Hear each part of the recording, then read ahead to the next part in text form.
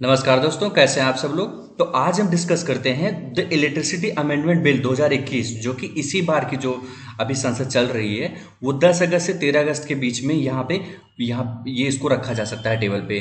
तो यहाँ पे देखते हैं हमें इलेक्ट्रिसिटी अमेंडमेंट बिल 2021 जो है 25 सालों बाद, मतलब अगर माने तो 12 साल पहले यहाँ पे एक अमेंडमेंट आया था इलेक्ट्रिसिटी बिल अमेंडमेंट में।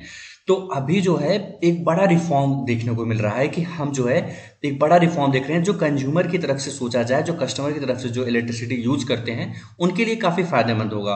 तो हम डिस्कस करते हैं क्या है ये इलेक्ट्रिसिटी अमेंडमेंट बिल 2021 जो है। इसमें कहा गया है ना, ये पार्लियामेंट जो अभी आप देख रहे हैं सांसद चल ही रही है और 13 अगस्त तक ये चलेगी।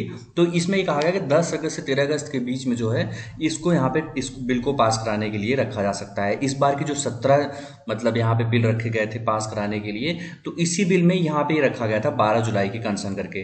तो अभी जो है, अभी आप जैसे देखते हैं जो इलेक्ट्रिसिटी आप कोई भी यूज करता है पर्सन, तो वो कंपनियां क्या करती हैं, स्टेट रन कंपनी है और प्राइवेट हैं। प्राइवेट तो आप देखते हैं प्राइवेट जो है वो मुंबई, गुजरात, दिल्ली, कोलकाता ऐसी मतलब जगह पे हैं जहाँ पे प्राइवेट कंपनियां जो हैं वो इलेक्ट्रिसिटी सप्लाई कर रही हैं। बट हर जगह नहीं, जो रूरल एरिया इंडिया के बहुत सारे स्टेट्स ऐसे, बहुत सारे सिटी ऐसे हैं जहाँ पे स्टेट रन जो है, स्टेट की जो गवर्नमेंट की जो सरकारी कंपनी है वो इलेक्ट्रिसिटी सप्लाई करती है।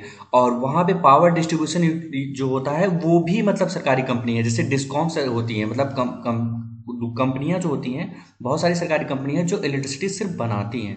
उसके बाद और भी सरकारी कंपनियां आती हैं जो इलेक्ट्रिसिटी को सप्लाई देती हैं वहाँ पे।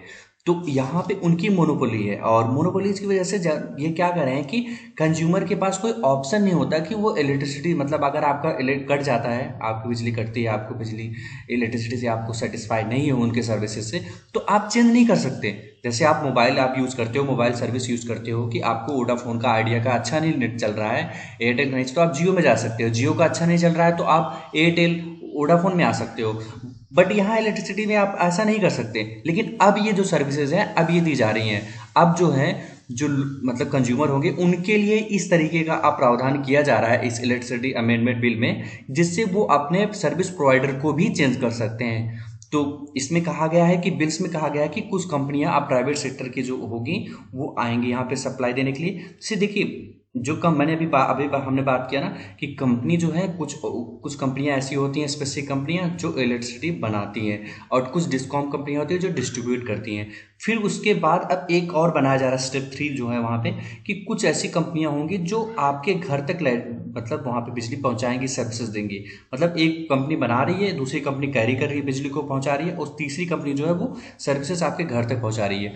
फिर वो रजिस्टर करेंगे और उसके बाद कमीशन होंगे जहाँ पे वहाँ पे कहा जाएगा कि हाँ इनके 60 डेज का यहाँ पे कंपनी का दिखाया जाएगा कि आपको रजिस्ट्रेशन करना है। और अगर आपको सही नहीं लगता तो जैसे कि अभी हमने बात की, चेंज कर सकते हैं आप सर्विस प्रोवाइडर को। और यहाँ पे registration only company does not meet the eligibility criteria, उसमें कुछ क्राइटेरिया रखे जाएंगे। ऐसा नहीं है कोई भी प्राइवेट सेक्टर की जो कंपनी होगी वो एक क्राइटेरिया रखा जाएगा, और उस क्राइटेरिया के अंतर्गत जो भी कंपनी आएंगी वो वहाँ पे वो कंपनी रजिस्ट्रेशन कर सकती है वहाँ पे। और सुप्रीम कोर्ट का जजमेंट इसमें भी था कि इलेक्ट्रिसिटी रेगुलेटरी कमीशन जो होते हैं वहाँ पे मेंबर में एक्सपीरियंस और क्वालिफिकेशन लॉ में जो होना चाहिए वो एक्सपर्ट होने चाहिए उसमें। तो इसीलिए यहाँ पे बताया गया इसमें। अब जैसे कि अभी हम बात करें ना, तो जैसे अभी सेंट्रल गवर्नमेंट भी इस पे देती है, केंद्र सरकार कुछ अभी वहाँ पे वो कहती है कि जो रिन्यूएबल परचेज ऑब्लिगेशन है, मतलब आप कुछ ऐसी जो अभी एनर्जी आपको मिल रही है वो फॉसिल फ्यूल्स, कोल और यहाँ से बन के होता है। ऐसे नहीं है आपको नॉन रिन्यूएबल एनर्जी से आप यहाँ पे यूज कर रहे हैं, ना कि रिन्यूएबल एनर्जी यूज कर रहे हैं। तो अभी तक सेंट्रल गवर्नमेंट ये कह रही थी कि हम जब बोलते हैं कि आप इतना रिन्यूएबल एनर्जी परचेज करें, जो यहाँ पे डिस्ट्रीब्यूट कर रही हैं कंपनियां, इलेक्ट्रिसिटी कंपनियां हैं, वो उसको मीट नहीं करती टारगेट को। तो अब हम जो है एक टारगेट बना सकते हैं, एक प्रिस्क्राइब कर सकते हैं कि इतना जो है आपको यहाँ पे रिन्यूएबल परचेज यहाँ पे खरीदना है, जो रिन्यूएबल एनर्जीज हैं उनको आप खरीदना है। तो इससे यहाँ पे सेंट्रल गवर्नमेंट जो है इस पे आपको अच्छा मिल सकता है। और अगर रिन्यूएबल एनर्जी खरीदेंगे तो वहाँ पे जो इलेक्ट्रिसिटी होगी वो थोड़ी सस्ती हो सकती है। और इस पे इनको डेटा इसी पे, और इसी प्रकार सुप्रीम कोर्ट ने भी डिसीजन दिया था कि एपलेट ट्रिब्यूनल फॉर इलेक्ट्रिसिटी एक बनाया जाए, जिसमें यहाँ पे नंबर्स, वहाँ पे एक्सपर्ट म्यूज हों जो इलेक्ट्रिसिटी के बारे में जानते हैं, कमीशंस के लोग वहाँ पे होने चाहिए जो डिस्क्राइब करें, वो बताएं कि कैसे रेगुलेट करना चाहिए इनको। और इनके नेशनल क्लाइमेट चेंज गोल्स पे इस पे भी ध्यान देना है, जैसे हमने बात की कि रिन्यूएबल पावर ऑब्लिगेशन अगर वहाँ पे जब मीट करेंगे टारगेट को, तभी तो जो गवर्नमेंट ने बना रखा है कि हम जो है इतना रिन्यूएबल एनर्जी यूज करेंगे, तो कहाँ से यूज करेंगे, वो किस तरीके से यूज करेंगे। जब उन्होंने टारगेट कोई बनाया है और इलेक्ट्रिसिटी जो डिस्ट्रीब्यूट कर रही हैं कंपनियां वो उसको मतलब मान ही नहीं रही हैं, तो कैसे तरीके से टारगेट कंप्लीट होगा। तो यहाँ पे अब इसी तरीके को ऑब्लिगेशन लगाया गया है कि रिन्यूएबल पावर ऑब्लिगेशन, जिससे वो स्टेट कमीशन वहाँ पे बताएगा, सेंट्रल गवर्नमेंट फिक्स कर देगा कि इतनी एनर्जी आपको खरीदनी है और आपको सप्लाई करनी है, तो उनको खरीदना पड़ेगा, और नहीं तो इस पर उनको फाइन भी लगाया जाएगा इस पर। और बिल की अगर बात करें तो ये डी लाइसेंस कर दे रहा है, सिंपल सा।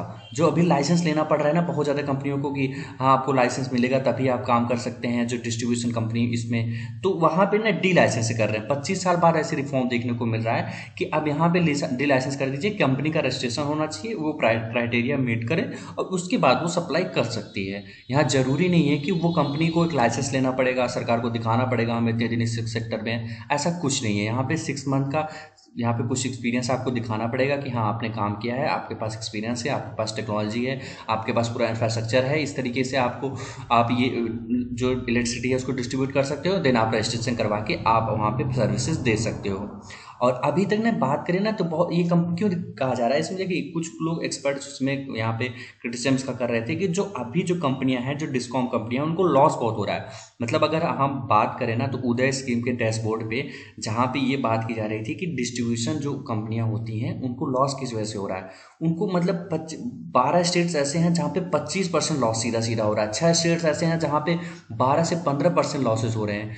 तो उनको क्या हो रहा है ना, वो बिल का जो होता है वो पूरा कंप्लीटली उसको वसूल नहीं पाते।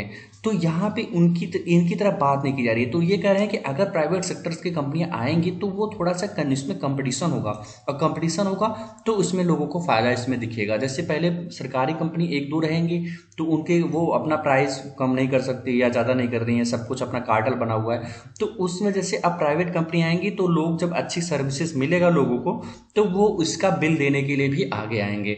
और इसी प्रकार से यहाँ पे देखा गया है कि, लेकिन ये क्रिटिसिज्म है कि इसमें इस तरीके का कोई प्रावधान नहीं दिया जा रहा है कि जो कंपनियां अभी लॉसेज हैं, जैसे कि अगर आप पिछली बार बात करें से 20 लाख करोड़ का पैकेज आया था, तो उसमें 3.3 लाख करोड़ का जो है पैकेज जो इनके इंफ्रास्ट्रक्चर, इनकी योजनाएं, इनको जो उनकी प्रॉब्लम है उनको सॉल्व करने के लिए दी गया था। यहाँ पे 3 लाख करोड़ रुपए का योजना जो पिछले 1 साल में यहाँ पे दिया गया कि जो डिस्कॉम जो कंपनी डिस्ट्रीब्यूट करती हैं, जिनको लॉस बहुत ज़्यादा हो रहा है इलेक्ट्रिसिटी का, वो जो है वो कंपनियां जो है इससे अपने आप को बाहर निकाल सकें। तो ये था इस पे अभी तक का। और कई सारे डिस्कशन हमने बात की ना कि स्नैच कर रहे हैं कि इलेक्ट्रिसिटी राइट्स, यहाँ पे इलेक्ट्रिसिटी राइट्स का स्टेट्स का और सब्सिडी फार्मर्स बिल एंड, यहाँ पे ऐसा इसमें क्रिटिसिज्म कर रहे हैं कुछ पॉलिटिकल पार्टी।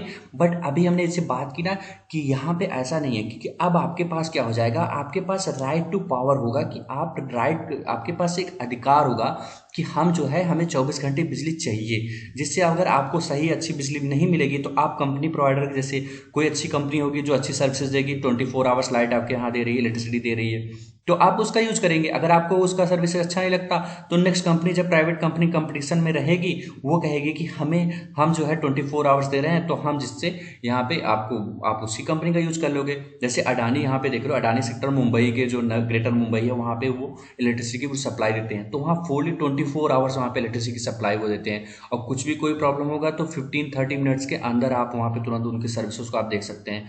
और रूरल एरिया में क्या है, कोई भी चीज़ ट्रांसफार्मर में कोई प्रॉब्लम आती है, इलेक्ट्रिसिटी डिस्ट्रीब्यूशन कोई प्रॉब्लम आती है, तो 2 से 4 दिन लग जाता है उसको ठीक होने में। तो यही चीज़ का यहाँ पे स्मूथनेस आएगी, जो प्रोसेस होगा अगर प्राइवेट सेक्टर आएंगे, सरकार का ये कहना है अगर प्राइवेट सेक्टर आएंगे तो यहाँ पे इसका स्मूथनेस आएगा, और स्मूथनेस आएगा तो फिर ज़्यादा कंपनियाँ इस पे अब, और सर्विसेज जो ज़्यादा अच्छी होंगी, और जो कंज्यूमर है उनको डायरेक्टली फ़ायदा होगा। और डेवलपमेंट में ना सबसे इंपॉर्टेंट जो होता है ना, ये होता है कि इंफ्रास्ट्रक्चर अच्छा होना चाहिए, और इंफ्रास्ट्रक्चर में जो रोड होना चाहिए, और इलेक्ट्रिसिटी बहुत इंपॉर्टेंट रोल प्ले करता है किसी भी इंडस्ट्रियलाइज एरिया में। आप इलेक्ट्रिसिटी से आप समझ सकते हैं सब कुछ इलेक्ट्रिसिटी से काफ़ी चीज़ चलते हैं, तो ये जो है एक बहुत बड़ा स्टेप साबित हो सकता है हमारे डेवलपमेंट में। तो ये था अभी तक का बिल। अगर जब ये भी बिल जो है 10 अगस्त से या 13 अगस्त के बीच में जब टेबल पर रखा जाएगा वहाँ पे संसद में और पास हो जाएगा, तो हम इसके बारे में अच्छे पूरा कंप्लीटली वीडियो बनाएंगे कि हाँ इस पर क्या कंसर्न था और क्या क्या क्रिटिसिज्म किए गए। तो हम इस पर अपना अच्छा वीडियो बना के लेके आएंगे। अभी तक का ये हमारा डिस्कशन था, और लाइक करें, शेयर करें, सब्सक्राइब करें, और बेल आइकन जरूर दबाएं, जिससे आने वाले वीडियोज़ को आपको अपडेट्स मिलते रहें। Thank you very much for watching this video.